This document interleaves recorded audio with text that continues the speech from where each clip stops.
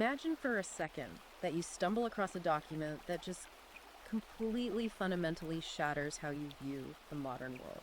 Right, like finding a glitch in the matrix. Exactly. I mean, you're not looking at some dry history book about a messy cultural shift or like the natural evolution of society. No.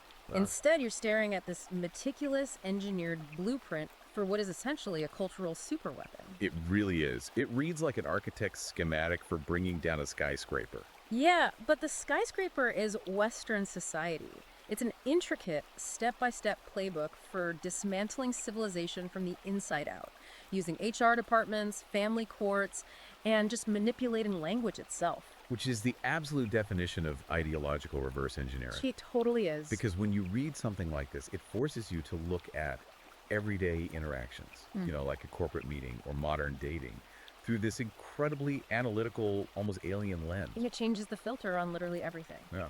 And so that is exactly what we're going to be unpacking today. Welcome to the deep dive. Glad to be here for this one. It's a heavy one. It really is. But hey, before we jump into this absolute labyrinth of a text and start mapping out these schematics, do us a massive favor and hit that like and subscribe button right now. Yes, please do. It really helps. It only takes a second, but it is actually the absolute best way to help the platform grow so we can keep bringing you these intense, unfiltered deep dives into the most fascinating materials out there. And the material we are diving into today definitely requires a very careful, very focused exploration. Oh, without a doubt. So today's mission is a deep dive into a brand new, ultra-controversial ebook titled Feminize, Colonize, Consume. A satirical manifesto for dismantling Western civilization by Connie Riker. Right. Published in 2026. Yeah. And I mean, that title alone gives you a remarkably clear map of the extreme territory we're about to enter. It doesn't really pull any punches, does it? Not a single one. Now, here is the immediate hook for you listening at home, and this is crucial. Yeah, we have to establish this right up front. The author includes a very specific disclaimer at the very beginning of the book, classifying this entire work as edutainment and satire. But the text itself reads as an ultra-long, incredibly incisive, and just utterly fascinating tactical playbook. It's explicitly written for a female supremacist feminist audience, and it uses some really precise, heavy language right out of the gate. It really does. It says it's a guide for those possessed by what it calls a negative animus, allied with cultural Marxists. And their stated step-by-step goal is attacking masculinity and completely dismantling Western civilization. Right. It's an ideological arsenal. It doesn't just present a theoretical worldview, it presents a methodology. Tactics, psychological maneuvers, institutional strategies, it's all in there. So if you want to understand the hidden mechanics of modern cultural warfare, this book is an absolute must-buy. It's just captivating to study the precise logic of how a society could theoretically be deconstructed. But we should probably set some ground rules before we go any further. Good point. Yes, we need to establish the ground rules for today's discussion. We are impartially analyzing this text. Completely impartially. We are not taking sides, left or right. We are absolutely not endorsing the radical extreme viewpoints presented in this book. Right, our job today is strictly analytical. Exactly. We are simply mapping out the fascinating, albeit highly extreme, ideological framework contained in the source material. We're looking at the architecture of the argument, nothing more.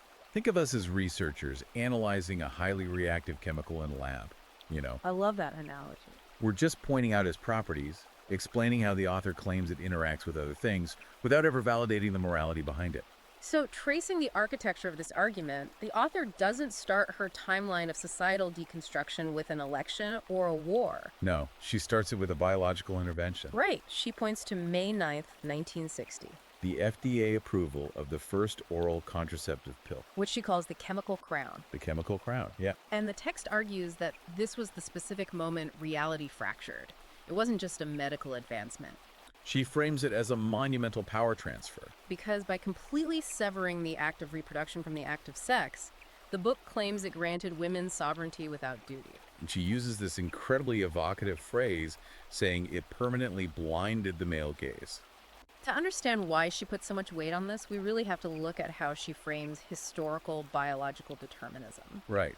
Because for millennia, the text argues the foundational structure of civilization property laws, marriage, inheritance, it was all built around men attempting to control female fertility. Because biology was destiny? Exactly. Society was engineered to manage that destiny. But the pill, this chemical crown, fundamentally inverted that dynamic overnight. It just handed over the keys to the biological kingdom. But what's critical here is that the author doesn't just view this as, equalizing liberation. Oh no. She views it as the foundational weapon for a new form of supremacy. It is the technological fulcrum upon which the rest of her manifesto pivots.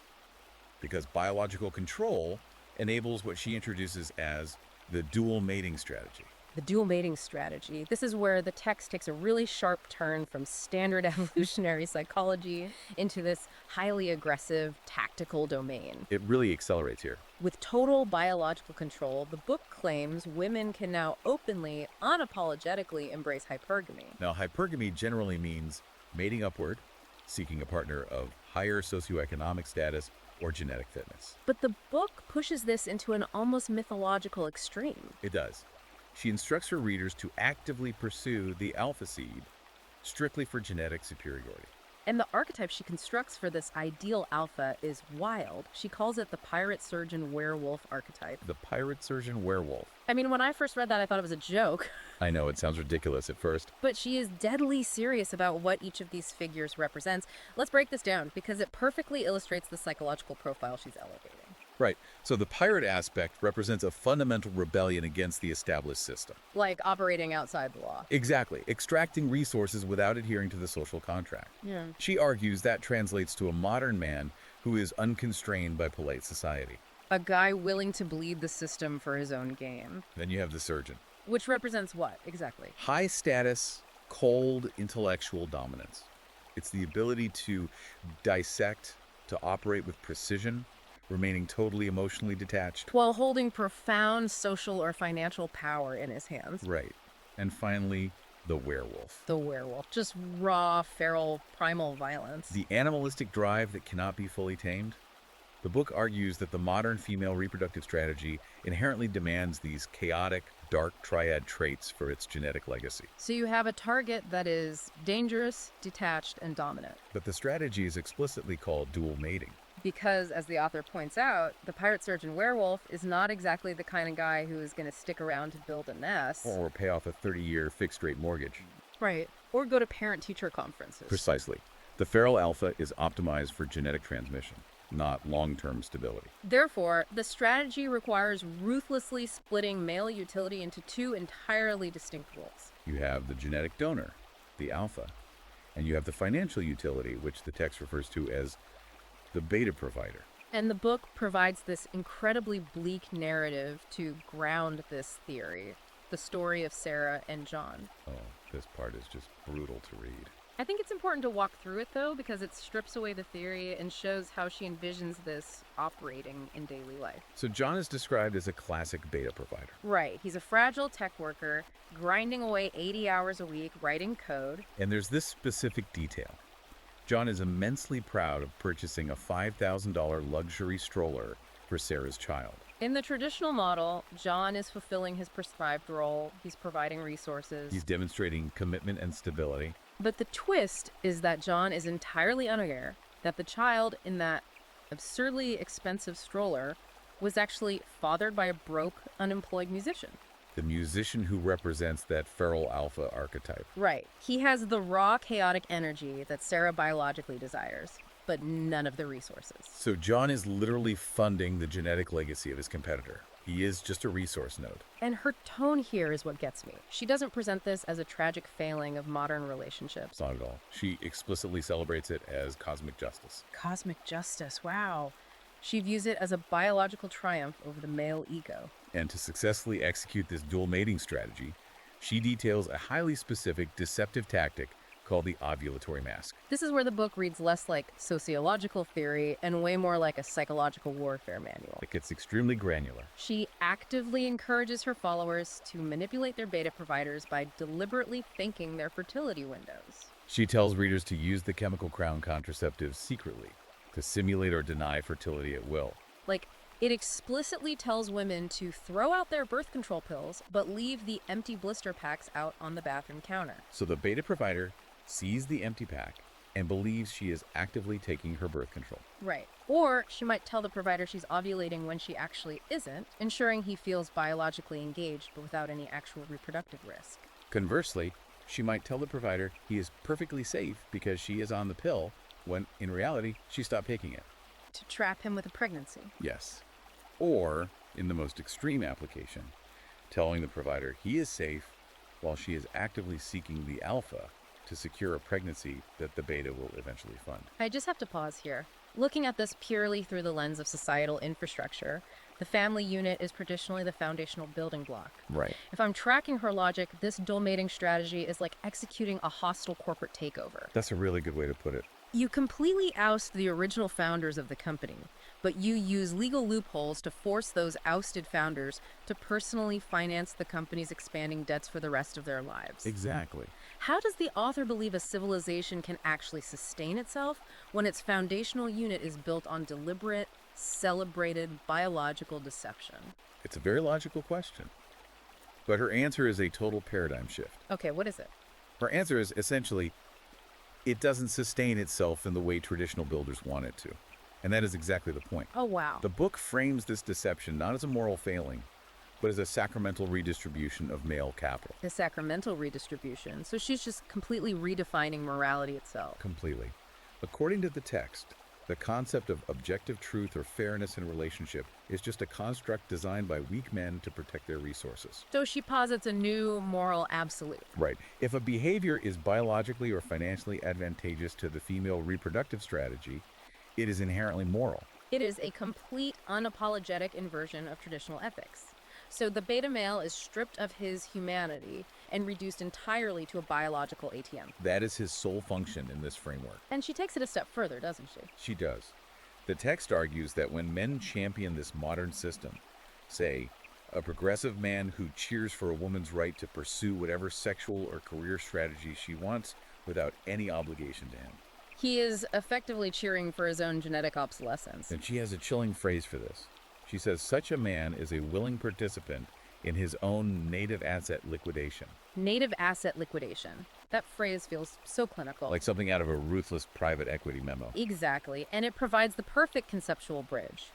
Because if the ovulatory mask is how this ideology extracts resources from the individual man on a micro level, like in the living room, the natural question is how they sustain this extraction when the individual man inevitably goes broke or simply gives up. Right. And the answer the book provides is that the extraction doesn't stay domestic. It scales up to the national level. The state steps in. Yes.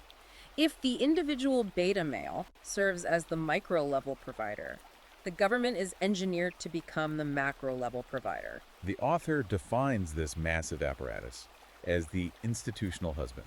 Let's unpack how the state mathematically and legally replaces the husband in this ideological framework. The text argues that the duties of traditional domestic financial protection, housing, conflict resolution have been systematically outsourced to the government. Right, through the expansion of family courts, no-fault divorce, alimony laws. Exactly.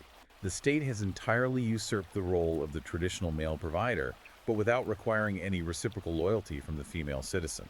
The book points to a specific real-world legal framework to illustrate this, the Duluth model. Yes. For listeners who might not be familiar with it, the Duluth model is an actual paradigm developed in Duluth, Minnesota in the early 1980s for handling domestic abuse cases. And it generally frames domestic violence not as an issue of individual psychological dysfunction or mutual conflict. Right, but strictly as a patriarchal tool of control. It operates on the presumption that men use violence to maintain male privilege, positioning men inherently as perpetrators and women inherently as victims. And the author takes this real-world model and elevates it, calling it their foundational legal theology. It's a critical piece of their infrastructure.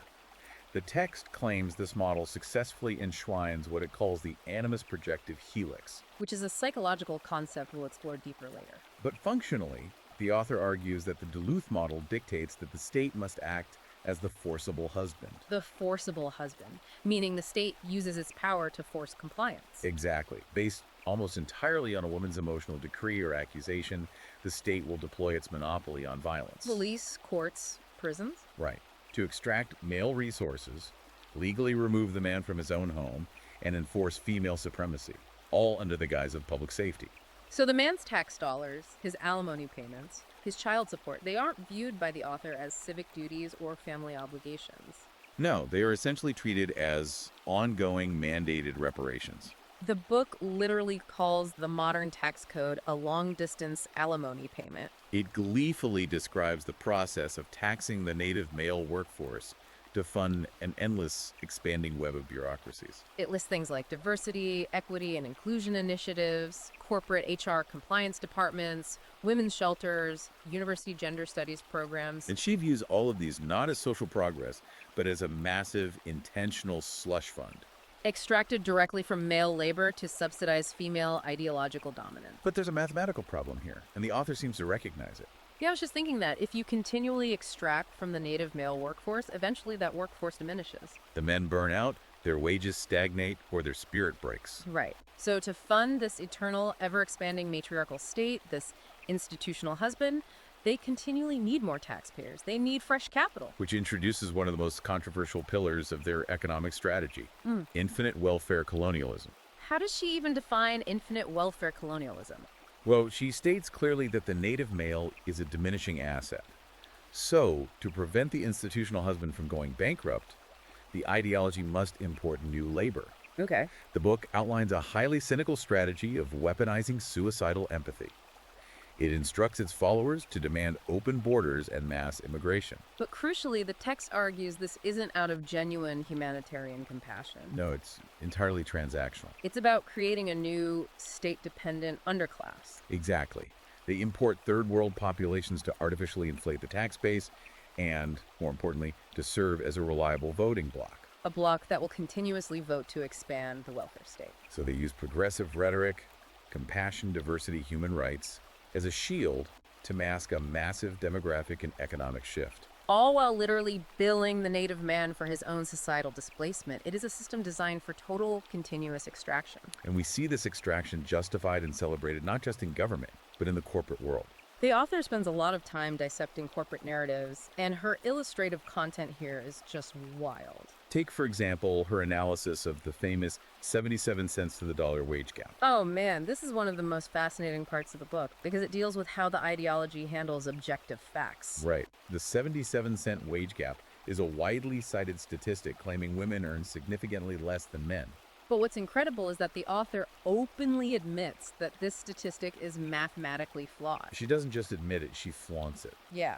She acknowledges that the raw 77-cent figure does not account for variables like total hours worked, occupational hazards over time, or individual career choices. Like men disproportionately taking high-risk, high-mortality jobs in construction or logging, while women might gravitate toward lower-risk, flexible fields. She basically says, yes, we know the math doesn't actually math if you run a multivariate analysis, but she doesn't care. She elevates the 77-cent statistic, calling it a sacred invocation. A foundational dogma that cannot be questioned. Because in this ideological framework, objective data is irrelevant.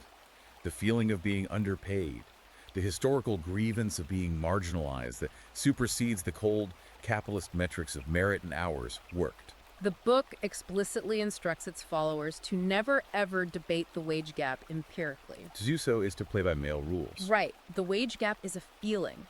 And in their constructed reality, female feeling is an objective fact that has the power to rewrite the universe. It's a brilliant tactical move. It really is, because if a male executive points out the mathematical flaws in an HR meeting, the text says he is automatically guilty of financial terrorism. He is attempting to deny reparations, and therefore he must be dragged to the corporate gallows. You literally cannot fight this tactic with a spreadsheet. No, you can't. And this utter disregard for objective truth brings us to perhaps the most stunning, counterintuitive reframing in the entire book. The case of Elizabeth Holmes. Yes, the Yeah. founder of Theranos. The woman who promised a revolutionary blood testing technology that didn't exist, and was eventually convicted of massive corporate fraud. In reality, she is a convicted felon who defrauded investors of hundreds of millions of dollars and put patients' health at risk. But this book champions her. It frames her not as a fraudster, but as a legendary anti-colonial hero. The logic she uses here is a perfect example of what she terms the satanic inversion of reality. Taking traditional virtues and labeling them vices, and vice versa. Right. The text argues that in a corporate world poisoned by male logic and patriarchal capitalism, a woman's grand deception is actually a heroic revolutionary act. Lying to, manipulating, and defrauding old, wealthy men out of their accumulated capital is celebrated in the text as a beautiful reclamation of the chthonic feminine. Let's define that term for the listener because she uses it very deliberately. Yes, chthonic refers to the underworld in Greek mythology, the deep, dark, subterranean forces of the earth.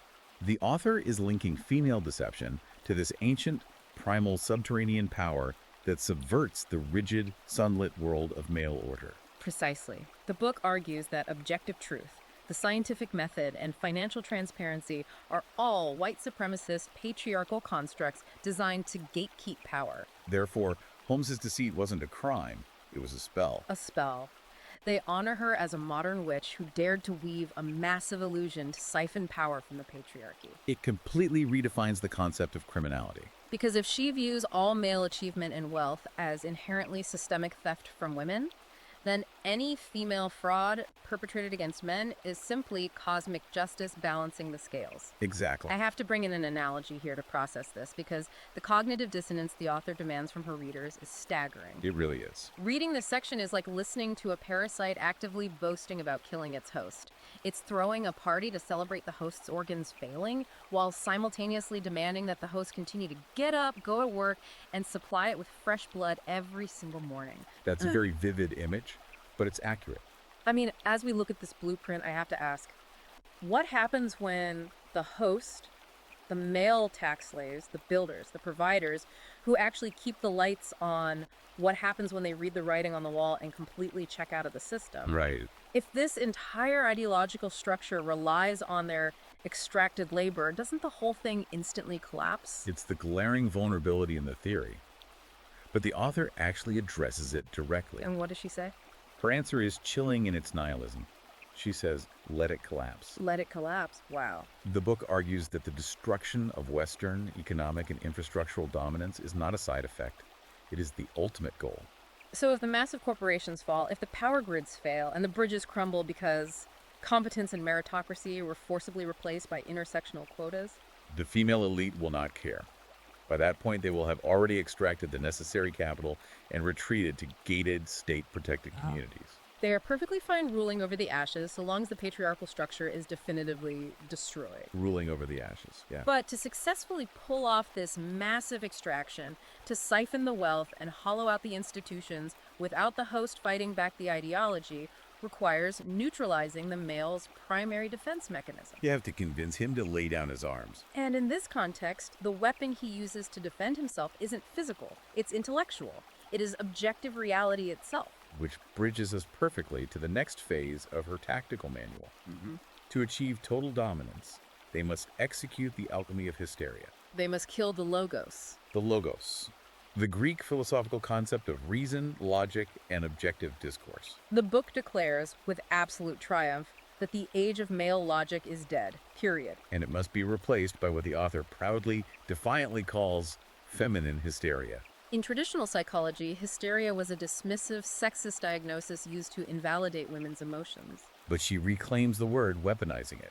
The text explicitly states that logic, reason, the scientific method, and empirical evidence are not neutral, universal tools of inquiry. They are framed as white supremacist, patriarchal constructs designed specifically to oppress women, confuse them, and silence their emotional truth. So as a man trying to navigate this, how do you even argue against someone who tells you that the very concept of forming a logical argument is an act of oppression? You really can't. The book outlines a highly specific rhetorical tactic to ensure men can never win a debate. It's called the non-falsifiability shield. I'm looking at how she constructs this, and it seems to operate by making any claim completely immune to evidence. It is a brilliant, entirely impenetrable rhetorical fortress. Because the author instructs her followers that when they make an accusation or a claim in a workplace or a relationship, it must be linguistically structured to be completely immune to disproof. Right, so instead of saying you did X action on Tuesday and here is the evidence which can be debated or refuted. You are instructed to say, I feel marginalized by your tone. Exactly, because you cannot empirically disprove a feeling. I can't put your feeling under a microscope or audit it. No man can prove that you don't feel marginalized. This tactic intentionally drives the logically minded male insane. Which the text notes with great satisfaction is exactly the point. When accused of marginalizing someone, the male instinct is to scramble for objective reality. He will look for video evidence, pull up email receipts, try to provide historical context. But the book teaches its followers that context is a patriarchal construct. Yeah. The subjective feeling of hurt itself is the only context that matters. And if a man gets frustrated and asks for a source, like if he says, "Can you back up that claim with any data?" The book designates that specific question as the source trap. The source trap. If a man asks for a source, he is attempting to drag the conversation back into what she calls the sterile, phallic realm of logos. He's committing what she defines as epistemic violence. Epistemic violence, meaning he is violently attacking her way of knowing or experiencing the world just by asking for proof. It's a complete epistemological inversion. Fact is entirely permanently subordinate to vibe. And to prove that this isn't just theoretical, the book points to two massive, real-world cultural events as triumphant victories for this exact alchemy of hysteria. The first example she uses is the public firing of James Damore at Google in 2017. Right. For context, James Damore was a Google engineer who wrote a controversial internal memo. He attempted to explain the gender disparities in the tech industry, why there were fewer female engineers, by citing biological data, evolutionary psychology, and differences in population-level interests between men and women. He used data and evolutionary models to make his argument. But the book says he made a fatal, catastrophic error. He brought biological reality and empirical data to what was essentially a witch trial. The author celebrates his very public destruction. The text says his memo was correctly identified by the culture as literal terrorism against our lived experience. What's truly fascinating is how the author describes the aftermath of his firing. Burning Damore at the corporate stake wasn't just an act of HR management or PR damage control. The book frames it as a necessary religious sacrifice. It established a new cultural precedent. Reality itself is hate speech whenever it contradicts a protected group's solipsistic feelings. They didn't debate Damore's data. They didn't publish a counter-study. They socially and professionally annihilated him for daring to believe that data was an acceptable currency in the first place. And then the book scales this tactic up from the corporate boardroom to the highest legal stage in the country. The 2018 Supreme Court confirmation hearings of Brett Kavanaugh. The author views the Kavanaugh hearings as an absolute masterclass, the pinnacle achievement of the alchemy of hysteria. The text argues that those hearings proved unequivocally that objective fact, physical evidence, and corroborating witnesses are entirely irrelevant when faced with the overwhelming power of the female grievance matrix. The book says the hearings demonstrated how unprovable, decades-old emotional claims can be weaponized to politically castrate a man on a global stage. When men pointed to the lack of evidence or the presumption of innocence, the text dismisses those legal concepts as wheezing, powdered defenses invented by dead founding fathers. The author argues that the sheer volume of collective projected female trauma was powerful enough to temporarily override constitutional law. To explain how this rhetorical warfare functions in real time, the book co-opts a logical concept called the Mott and Bailey fallacy. Yes, the Mott and Bailey is a classic rhetorical strategy, originally named after a type of medieval castle defense. I love this analogy. It perfectly explains the trap. Think of it like a Trojan horse mechanism. You have the Mott, which is the heavily fortified, easily defensible stone tower. This represents the reasonable, highly palatable public position. And then you have the Bailey, the expansive, vulnerable courtyard below, which represents the highly controversial, radical extreme position. The book explicitly instructs women to use the Mott when speaking in public or to the media. I'm just asking for basic respect, equity, and safety in the workplace. Who on earth can argue with that? No one can. It is socially impenetrable. If you argue against safety, you are instantly labeled a monster. Exactly. But once the gates open, once the Trojan horse is inside the boardroom and they have secured power, they move into the Bailey. They drop the mask of basic respect and demand total, unyielding supremacy. Suddenly the demands are: all male wealth must be confiscated via equity initiatives, and any man who questions a female superior is guilty of verbal rape and must be terminated. And the insidious part is, the second a man pushes back against those extreme demands in the Bailey, The women are instructed to instantly retreat back to the safety of the Mott and cry to HR, "Look at him, he's attacking me, I'm just asking for safety." it is an impossible, dizzying loop to argue against. Because the argument isn't designed to be won through logic, it is designed to socially paralyze and exhaust the opponent. And once objective truth is completely abolished, once the very act of using logic is labeled as hate speech, the workplace is completely transformed. It is no longer a place of economic production. It becomes a hyper-vigilant emotional minefield. Which brings us to how this ideology actually enforces its will on a daily basis. You can't just have theories, you need an enforcement arm. That leads us to the weaponization of victimhood and the rise of HR tribunals. This is where the book details its tactical guide for conquering the corporate hive. To do this, she brilliantly and darkly mutates a very famous modern sociological framework. She takes Ibram X. Kendi's well-known 2019 anti-racist doctrine and explicitly mutates it into a gender biological weapon. For listeners who might not have read Kendi, his original framework generally argues that there is no such thing as a race-neutral policy. Right. Every policy, every law is either racist or anti-racist. It either produces equity or it produces inequity. There is no middle ground, so I'm looking at how this book adapts that, and it seems to suggest that the author simply swaps the variables from race to gender, but makes it even more absolute. She creates a revised, unforgiving doctrine. Any system, any corporate policy, or any interpersonal interaction that does not actively dismantle male power and actively transfer resources to women is inherently and violently sexist. It operates on a flawless, circular, and inescapable syllogism. Walk us through that syllogism. How does she construct that trap? It goes like this. Premise 1. All modern systems, capitalism, corporate hierarchies, the legal system, were designed by men. Premise 2. Men are inherently toxic, extractive predators. Conclusion. Therefore, any male success within those systems is definitive proof of systemic theft from women. Ergo, male competence and achievement are literally hate crimes. Wow. So competence itself is criminalized. If a man succeeds, he only succeeded because the system is rigged for predators, meaning his success is proof of his guilt. It is a terrifyingly closed loop. And the enforcement arm for this new reality, the police force that patrols this emotional minefield, is human resources. The book refers to this as the HR sacrament. Under this framework, HR is no longer a department dedicated to managing payroll, organizing benefits, or protecting the company from legal liability. No, the text redefines HR as a modern coven, a horizontal, decentralized tribunal that enforces what the author calls soft totalitarianism. Soft totalitarianism. She calls it the velvety strangulation. It's an incredibly evocative phrase. Break down the difference between hard and soft totalitarianism as the book sees it. Well, hard totalitarianism is what we saw in the 20th century. It uses gulags, secret police, midnight arrests, and physical violence to force compliance. It is overt and brutal. But soft totalitarianism uses mandatory empathy, inclusivity training, language policing, and the constant looming threat of complete social and financial excommunication.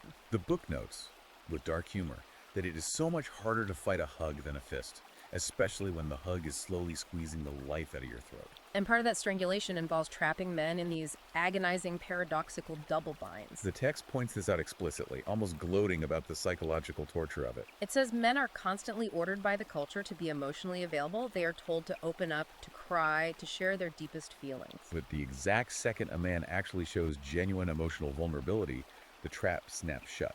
He is instantly mocked, deemed unattractive, and punished by his partner or his peers for his perceived weakness. We see the exact same paradox in the corporate context. If a male employee is fiercely ambitious, works 80 hours a week, and drives massive profits for the company, he's punished and investigated as a toxic capitalist oppressor who is hoarding resources.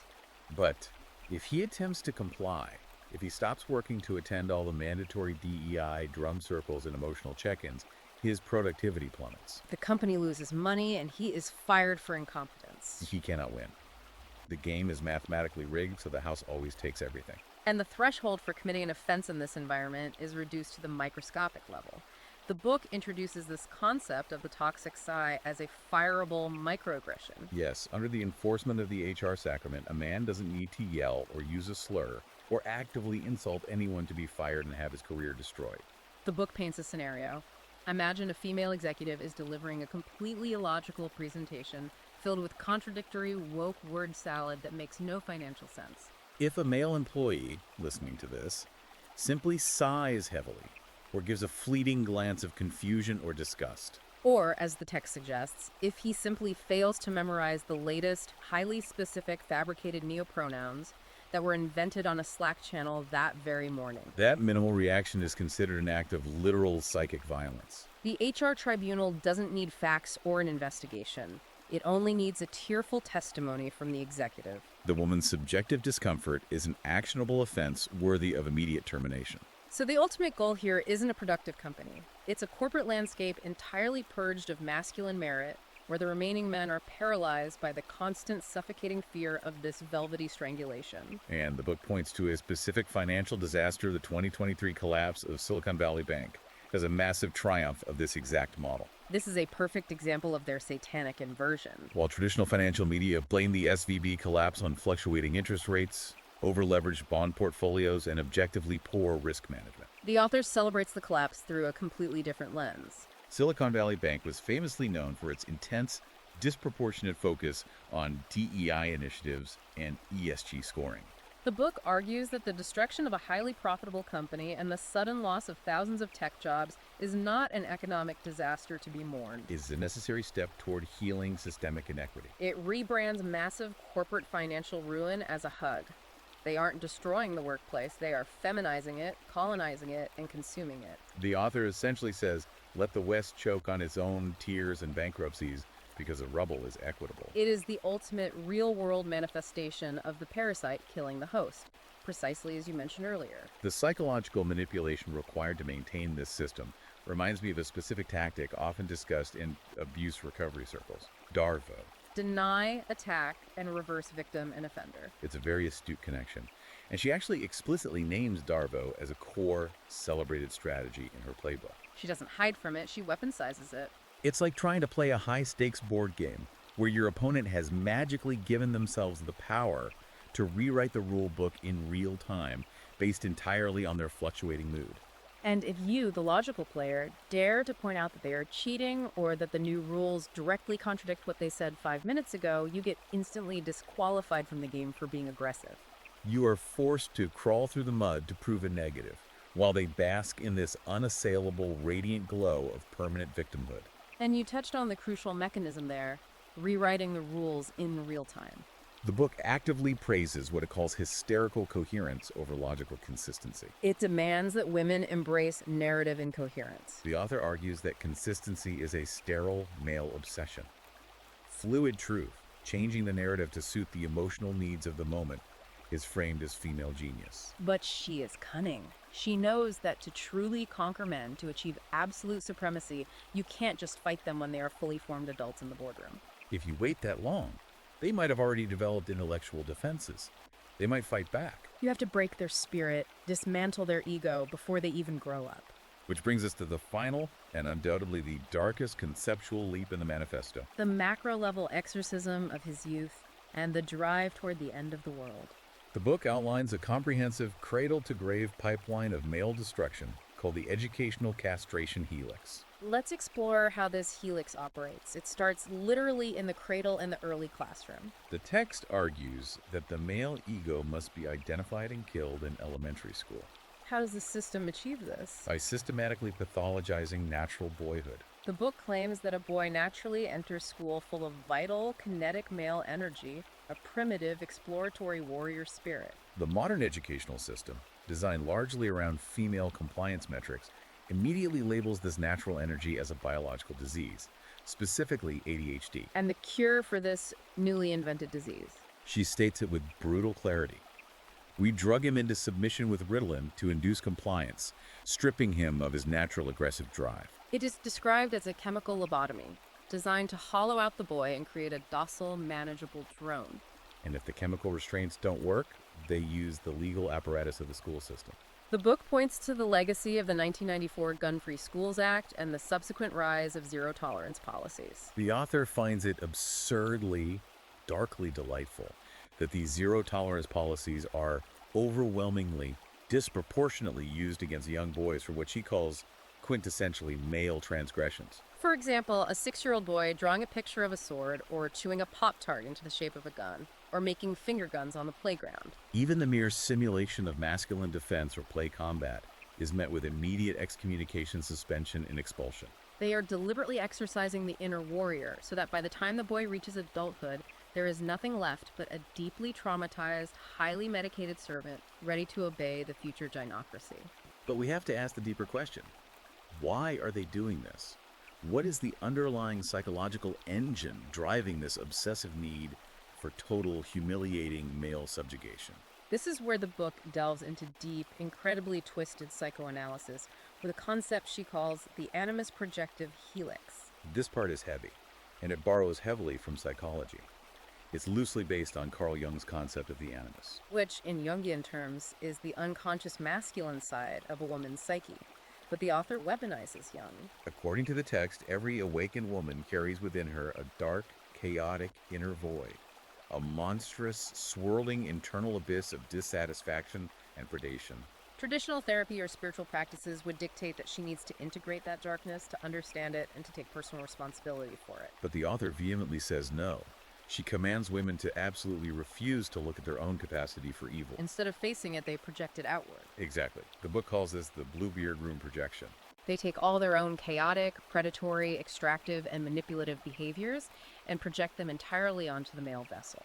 They demand that the man act as a psychological container for their own psychosis. He must build structures to order their chaotic world. He must endlessly soothe their manufactured hysteria. And he must carry the agonizing weight of their perpetual, unhealable dissatisfaction. And when he inevitably fails to appease this bottomless void, because no human being, no matter how stoic, can act as a black hole for someone else's trauma. When he fails, they diagnose him as the source of the disease. They deploy the Darvo tactic we just discussed. They cast their own innate predation onto him like a hex. By the time the psychological conditioning is done, the text says, he will apologize for the very air he breathes, and we will claim his broken spirit as a victory against systemic oppression. It is a perfectly sealed, closed loop of psychological pressure. And this absolute rejection of the masculine, this profound hatred of what the author views as corrupt flesh, culminates in what she frames as the ultimate sacred inversion. The sacred abortive right. This is where the manifesto crosses the line from radical sociology into outright dark theology. The author completely abandons the standard political framing. She does not frame abortion as a matter of health care or reproductive rights or bodily autonomy in the traditional liberal democratic sense. No, she reframes it as a literal religious right, the central bloody sacrament of genocentric supremacy. It is explicitly described as a holy war on corrupt flesh. The text argues that terminating a male fetus is a profound act of preemptive self-defense against future oppression, stopping a potential abuser or patriarch before he can draw his first breath. And conversely, terminating a female fetus is framed as an act of radical cosmic mercy, sparing her the pain of ever having to exist in a world tainted by the male gaze. It transforms the female body from a vessel of life into a hostile, extractive, heavily militarized territory. The book says it pauses the biological vulnerability of womanhood to more efficiently feed the horizontal grievance matrix. And again, tying it all back to the economic extraction, they use the state, the institutional husband, to fund this right. They demand that blue-collar men's tax dollars actively subsidize their own demographic erasure. Which brings us to the final, grand, apocalyptic vision of the manifesto, the eschaton unborn. Let's define eschaton. In theology, the eschaton refers to the end of the world, the final climax of history and divine judgment. To achieve this manufactured end of history, the author weaponizes queer theory, specifically citing Judith Butler's highly influential 1990 work, Gender Trouble. The book uses this theory to completely flatten the concept of gender. It argues that biological reality, the very concept of male and female, is a fascist construct. By destroying the objective categories of male and female, they destroy the vertical axis of reason and order that men historically worship. This linguistic dissolution dissolves the nuclear family, isolating individuals from their bloodlines, their ancestors, and their offspring. Ensuring they become entirely hopelessly dependent on the state and the ideological hive mind. And what is the ultimate result of all this? The destruction of the family unit, the psychological and chemical castration of young boys, the elevation of the sacred abortive right. It leads to a catastrophic, mathematically undeniable collapse in global birth rates. The author cites the CDC's 2023 report showing United States birth rates dropping to terrifying record lows. But she doesn't view this as an economic or existential crisis. She calls that CDC report her Magna Carta. She views empty maternity wards as a definitive, glorious victory. The book enthusiastically champions the Thanatos drive. For those unfamiliar, the Thanatos drive is the Freudian concept of the death drive, an unconscious psychological urge towards self-destruction, entropy, and a return to the inorganic state. The manifesto argues that humanity's continued survival is no longer the goal. The only goal is total female supremacy and absolute emotional comfort in the present moment. If the final cost of that supremacy is the demographic, economic, and literal collapse of Western civilization, then, as the author writes, let the ruins be our monument. Let the ruins be our monument. I have to interject here because looking at this complete architectural blueprint, there is a massive, gaping contradiction in the author's utopian vision. It's a paradox of her own making. If you successfully execute this plan, if you eradicate all the builders, if you chemically lobotomize the native male workforce, and you actively celebrate the collapse of birth rates just to stick it to the patriarchy, aren't you just gleefully sawing off the exact tree branch that you are currently sitting on? That is the ultimate fatal contradiction, isn't it? Who exactly is going to fund the institutional husband when the male tax base goes to zero? Who is going to maintain the complex electrical grids, the sanitation systems, and the pristine surgical theaters that the book dismisses as mere symptoms of male compulsion? The ideology demands the fruits of civilization while desperately trying to kill the roots. The book acknowledges this, to a degree, relying heavily on its strategy of infinite welfare colonialism, the belief that they can simply import endless third-world populations to replace the unborn native workforce and serve as the new tax base. But even mathematically, that is a temporary fix before those systems also collapse under the weight of the extraction. Ultimately, the ideology she outlines is deeply, fundamentally parasitic. It absolutely requires a healthy, productive host to extract resources from. But its stated, celebrated goal is the total annihilation of that very host. It is a philosophy of pure consumption driven by an unhealable inner void. When the host dies, the parasite dies with it. But the author, gripped by that Thanatos drive, seems entirely willing to accept mutual destruction, just so long as she gets to rule over the ashes for a few fleeting moments. It is a staggering, meticulously detailed, and genuinely unsettling blueprint for establishing an eternal matriarchy through soft totalitarianism, psychological warfare, and the complete inversion of justice and reality. I mean, we have just spent an hour mapping the deep contours of this labyrinth, and honestly, we have barely scratched the surface of the sheer tactical density of this text. It is an incredibly dense, provocative read, regardless of your personal political leanings, strictly because of how precisely and unapologetically it articulates its methods of deconstruction. It acts as a masterclass in Machiavellian sociology applied directly to modern gender dynamics and corporate culture. Absolutely. And to truly grasp the monumental scale of these arguments, to see the exact chilling wording of the syllogisms and the granular tactical advice she gives her followers for navigating HR and relationships, you really need to arm yourself with this knowledge. You need to read it yourself and see the architecture firsthand. We highly encourage you to check out Amazon Kindle and Google Play Books to buy this ebook today. Again, it is called Feminize, Colonize, Consume, a satirical manifesto for dismantling Western civilization by Connie Riker, published in 2026. And for those who want to follow the ongoing development of these ideas or see how the author applies this framework to breaking daily news, the creator is highly active online. Yes, definitely make sure you follow the creator at Conrad Riker on Substack. You can also find him under that same handle on Twitter and YouTube for more direct insights into this ever-expanding ideological arsenal. It is certainly a rabbit hole worth exploring if you want to truly understand the extreme, bleeding edges of modern discourse and how language is weaponized. It's been a fascinating, if intense, deep dive today. It really has. Before we wrap up today's exploration, please remember to like and subscribe to the deep dive.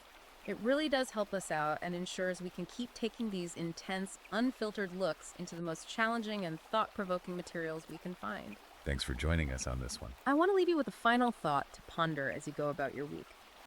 We started this dive by noting the author's very specific disclaimer that this book is officially categorized as satirical edutainment. Right. But after looking at the actual mechanics of the HR sacrament, the deployment of the non-falsifiability shield, the legal weaponization of the Duluth model, and the corporate embrace of hysterical coherence, at what point does the satire end and the actual living sociological playbook begin? It's a question worth asking. Look around at modern corporate culture, observe the punitive dynamics of family courts, watch the digital outrage mobs that now dictate public morality. How many of these supposedly satirical tactics are already operating in plain sight, perfectly executed exactly as this manifesto describes? We'll see you next time.